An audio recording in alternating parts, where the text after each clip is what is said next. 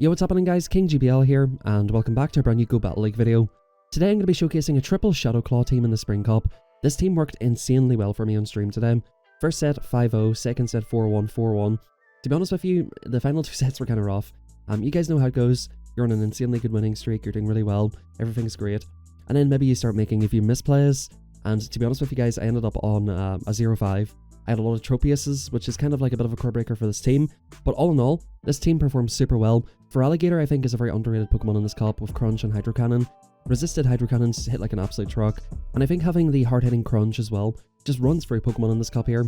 Of course Trevenant, everybody knows about it, but we're going to be using a different moveset on Trevenant today. Instead of Shadow Ball, I wanted to try out Foul Play today. Foul Play is a cheaper move, and it means in the mirror match, for example, you can basically one-shot the Trevenant. Against Roserade, you can fire off on 6, and the opponent might think, oh, it's only a Seed Bomb, I can let this go. It is very, very useful in a lot of cases. And a Golisopod, quite an interesting Pokemon in this meta. Aurelius, of course, hitting a lot of Pokemon for super effective, all of the grass types, with the exception of course, things like Ferrothorn that have the Steel subtyping. Very, very good Pokemon. X-Scissor hits the grass types, and this Pokemon in general is just a glass cannon, right? Does very well and very neutrally into a lot of matchups, has a pretty good matchup against Dugong. Definitely liked Golisopod on this team. I do highly recommend checking this team out and trying it out for yourself. Like I said, the first 3 sets, 4-1, 4-1, 5-0, through my own misplays, and maybe seeing a lot of, unfavorable team comps, I did go negative towards the end, but all in all, I went 15 out of 25. With all that being said guys, let's hop into the battles. If you do enjoy today's video, please drop a like, subscribe to the channel guys, we just hit 4K yesterday, big thank you. I've been uploading videos on this channel for about a year, support's been unreal guys, thank you very much. We just hit 4K, and hopefully we can keep pushing and look to hit 5K pretty soon.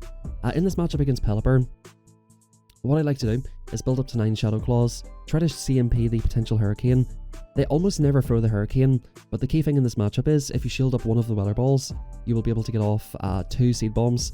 1 Seed Bomb plus Shadow Claws will basically take out the Pelipper. So in this matchup here, the opponent actually shielded twice, we get a shield advantage, and at this point guys, it's Feraligatr time. Gator's going to come in, we're going to feast on this Pelipper, and we're going to look to basically get a huge energy lead. The opponent actually throws the Hurricane. That basically means I've got free license to farm the whole way down, and we'll see what the opponent wants to come in with. Now, we have a bit of a core breaker here. We do have a Lantern. We typically want to get this on the Trevenant, but because we have such an energy lead and a shield advantage, we should be in a fine position here. I'm going to farm up a little bit more energy, and I end up actually catching the Surf here. This is absolutely vital. This means I can outpace the Lantern with Golisopod. If the opponent stays in here, they will actually end up staying in. I throw an Aurelius just in case the opponent tries to catch on what I think might be like a Trevenant in the back, and there it is folks, it is Trevenant.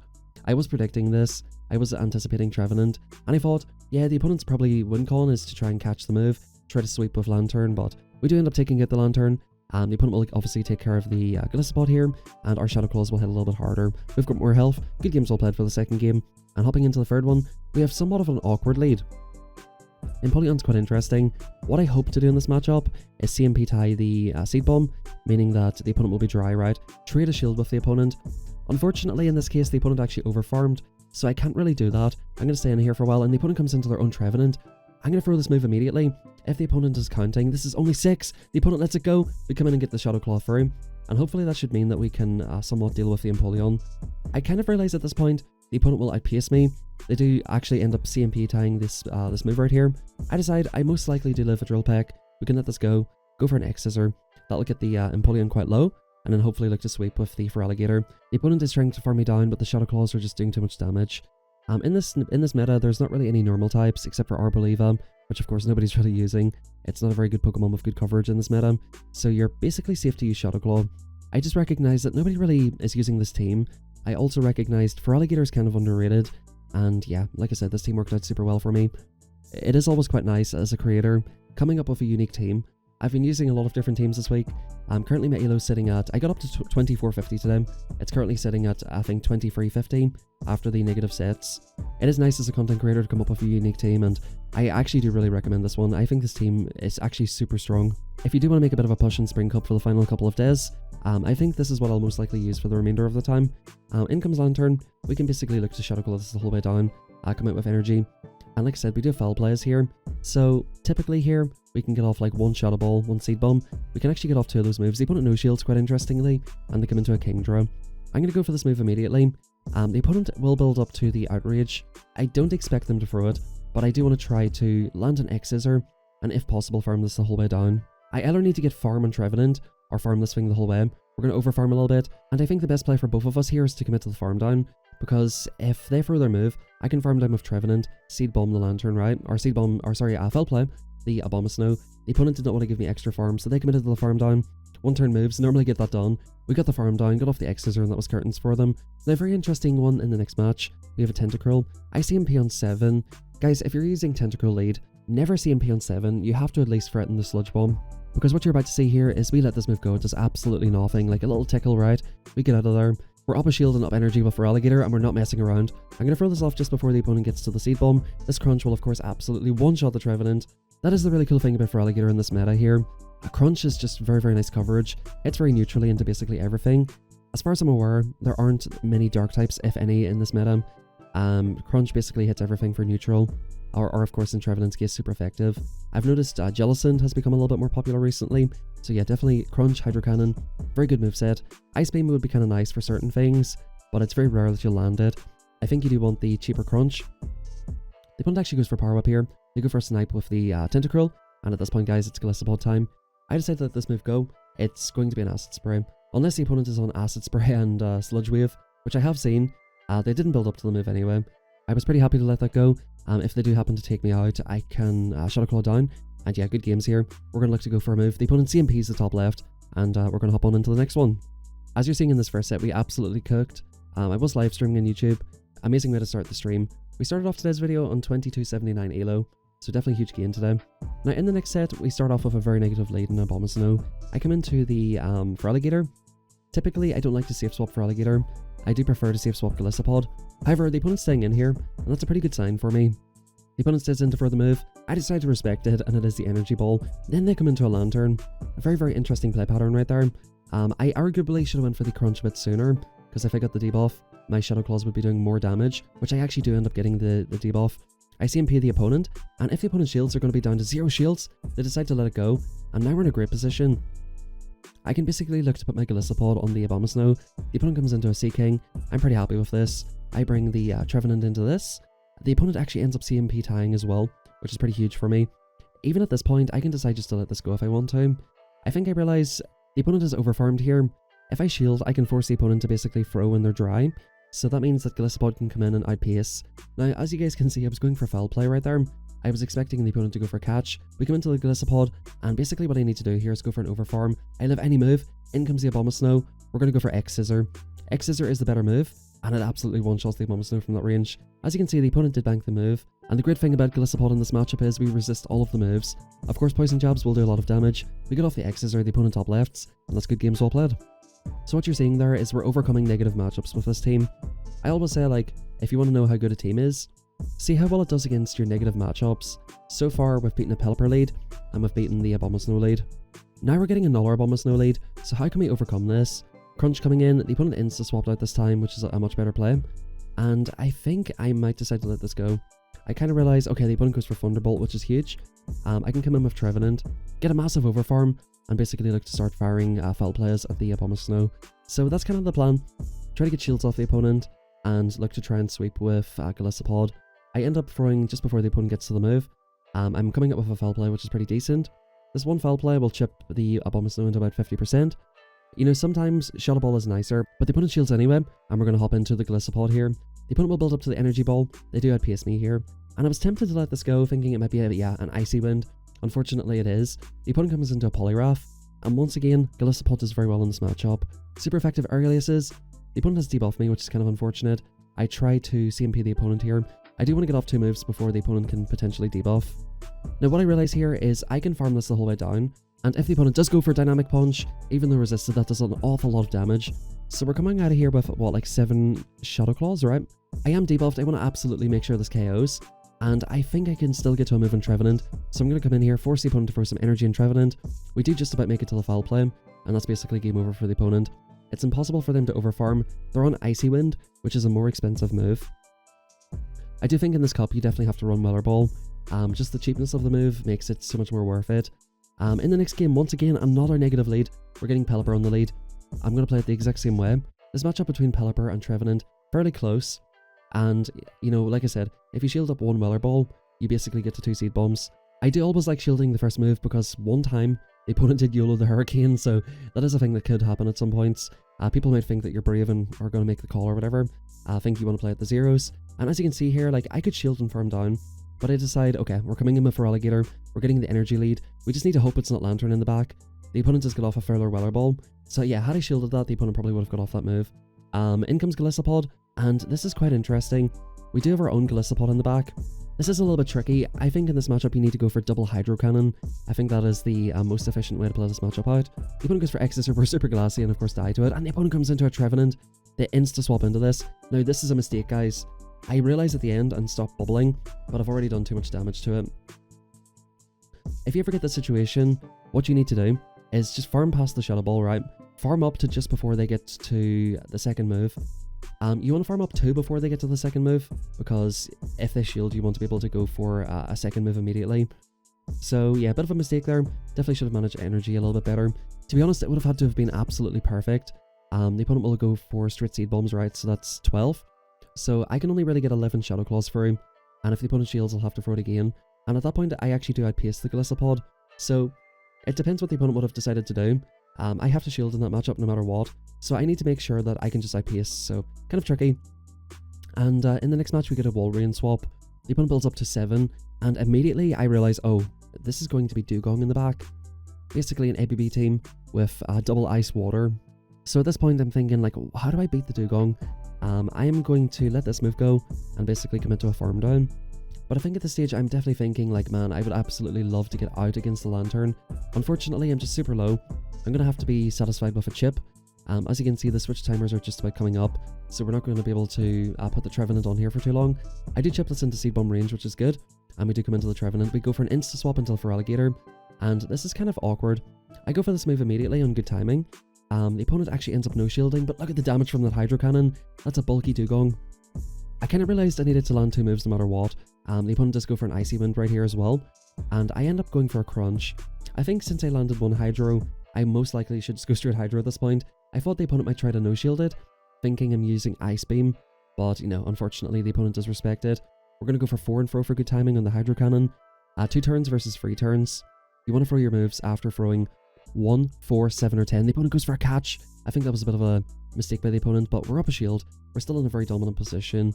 All I want to do here is just tank the move, build up to 2 Seed Bombs, 1 for the Lantern, 1 for the Dewgong, and that's going to be Curtains. So definitely more of a favourable match for me that time. Double Ice Water, quite an interesting team. I do actually quite like Walrein. Let me know in the comments, guys. It's a Pokemon that got nerfed a couple of seasons ago. I would absolutely love to see Walrein get buffed again. I think, you know, at the time, it was like the Trevenant meta. Walrein was maybe holding the Flyers back a little bit. And also, if you think about the Trevenant nerf, that was really there because it was kind of super RPS with Noctowl. I believe Michael wanted to remove the RPS-ness of this Pokemon out of the meta. So, in my personal opinion, they should bring Seed Bomb back to what it used to be, straight 5 for Seed Bomb, and I would even keep the extra damage. And I do think they should either buff the damage of Ice Cold Spear, or make it 5-4. I think that would be very good. Anyway guys, we get the full farm down. I'm going to blind for the Crunch. The Jellicent, of course, will have to shield this, but they actually let it through. And actually, I do think that was a better play from the opponent, knowing I do have a Trevenant in the back. Now I've seen the Jelly lead, I've seen the Grass in the back. What I'm now predicting is that it's going to be double Grass. So I think I'm going to try and shield farm the whole way down. The opponent does go for a Surf Bait here, and they come into a Ferrothorn. So this is quite interesting now. We do get off this foul play, and the opponent of course no shields it. Of course they have no shields left, right? So that's where Shadow Ball would be a little bit better. That would have landed heavy damage. But at this point guys, we can pretty much just let our Trevenant go down. Come in with the Golisopod. It's going to be impossible for the opponent to farm up enough. They go for the Flashy Cannon. A little bit unnecessary there. They definitely should have just went for a Power Whip. And yeah, back in comes the low health Jelly. Good games well played there. And guys, after the second set, that's a 4-1, right? You've seen that I definitely could have won that match earlier. That could have been 2 5-0s, potentially. Maybe I'm being a little bit harsh on myself, but I think I probably could have played it a little bit better. It would have taken perfect energy management, but you know, in these matchups, that's what it comes down to. But you're seeing, guys, this team is absolutely cooking. Triple Shadow Claw putting in work. In comes Ferrothorn lead. Once again, you probably want Shadow Ball, but most of the time they shield anyway. The opponent counter swaps a Dewgong, and we're going to go for this move immediately. The Executor would probably do like 30% of the Dewgong. I think people play this Pokemon so badly because, you know, as I mentioned in a previous video, you need to sort of know why you're shielding and why you're debuffing, right? I don't think you live an extra move by shielding that once. Like, maybe I'm wrong, but I just think the over-shielding of Dewgong is just very cringy. I think it's not a very good playstyle, and you're basically just guaranteeing that the opponent gets shield advantage every time. I don't think it's necessarily a very good playstyle. We're going to go for this right here in 4. I'm going to look to 1 and for the next one. As you can see, yeah, so like, by shielding, they were still in the red, so I think like they would have died to the same amount of moves anyway. So shielding it just kind of didn't really make that much sense, I feel like. In comes the Ferrothorn. I've heard somebody call it Ferrothorn before. In comes the Pharaoh. I decided to no shield. I'm like, you know what? The Dugong's still alive. If I shield this, they're just going to come in and wreck me with the Dugong. So go for a bit of an overfarm. Because the opponent let that move through, I'm in for the bait. I decided I might as well farm it the whole way down at this point. We can come out with 2 moves. If they bring back in the Dugong, I can basically double Seed Bomb, right? In comes Tenta. My switch clock, not quite up. I decide I want to get some damage through on this Pokemon, and maybe look to farm it down with the Feraligatr. Feraligatr Shadow Claw is just absolutely tearing through it. The opponent does go for a Snipe here. I'm perfectly fine with that. Icy Wind. Oh, nice Icy Wind, bro. Nice Icy Wind. You're giving me more farm. Thank you so much, bro. We're going to go for back-to-back Hydro Cannons. Of course, these moves are debuffed and resisted, but it's going to be good enough at this range. Good games to the opponent there. I just think with Dugong, you just need to be careful with how you play it. You don't always have to shield it, right? In comes a Bombsnow, a negative lead. The opponent's staying in here for a minute. I'm thinking, does the opponent have a Lantern and they're just playing the same way the other person played? Or maybe they're weak to it, but they actually let the move go. That's huge. So I'm thinking, like, this has to be an Energy Ball, surely. They do go for Weather Ball, and then they dip out into the Quagsire. Quite an interesting answer. So at this point, I'm thinking, Quagsire safe swap, like, you know, that this is the counter swap for the Feraligatr. Quagsire. Could it be that the opponent is using, let's say, a Bombsnow lead, and Quagsire, and let's say another Mudboy? So the Mudboys are kind of your answers to Fire, and a Bombsnow lead. That's kind of what I was thinking, and I thought, you know what? If that is the case, I should get a huge overfarm with Trevenant here. Try to get rid of the Quagsire, or at least get shields down, and hopefully our Golisopod can sweep at this point. I definitely love Stone Age from this range. I'm perfectly happy, of course, to eat this move. We're going to farm up a little bit extra, and I think what I'll look to do is whenever the Bombsnow comes back, just go straight into my Golisopod. And yeah, it is a Whiscash. The opponent immediately top left, knowing that this is just such a horrible matchup. Golisopod versus Quagsire can get a little bit dicey with Stone Age. But yeah, you just completely resist everything from the other thing. And we come into the Golisopod. Now this is my direct answer to it, but I just don't like safe swapping the other thing. I prefer to close with the Feraligatr if possible. And I just kind of decided, like, even though Golisopod is the hard answer, Golisopod isn't really a hard answer to Dugong. It's a fairly neutral matchup, and so is the matchup with Feraligatr. So I'd rather not just throw this into the Lantern that might be in the back, right? I'm going to bring in Golisopod. I'm going to try to get an energy lead with either the Feraligatr or the Trevenant, and then look to try and deal with the Dugong that way. We get a perfect farm down, which means we can basically look to chip the Dugong, go into our Feraligatr, and hopefully look to sweep from that point. The opponent most likely will stay in, go for the debuff, right? But we're going to come in with Feraligatr, get an energy lead, and yeah, I'm pretty happy with this. You know, it is an option, guys. It is an option to go for Drill Run. People know Shield Days knowing that you're going to do that. So it is an option. Dugong has got 2 moves. It's got Drill Run, which does more damage, and you've got Icy Wind. You know, try to use your second move sometimes. It could help you out quite a lot. Because in this match, right, if they landed that move, I would be dead by now. I would be dead. The opponent farms me the whole way down. But yeah, this is pretty much curtains for them. I've got 2 shields up. Again, the opponent just spammed their shields on the debuffer, so in some matches, of course, that will work, but it's not always going to be the best way. Once again, we have the Pelipper lead. We're Ebia weak to Pelipper, or Golisopod loses to it. That's why I decide to play it this way.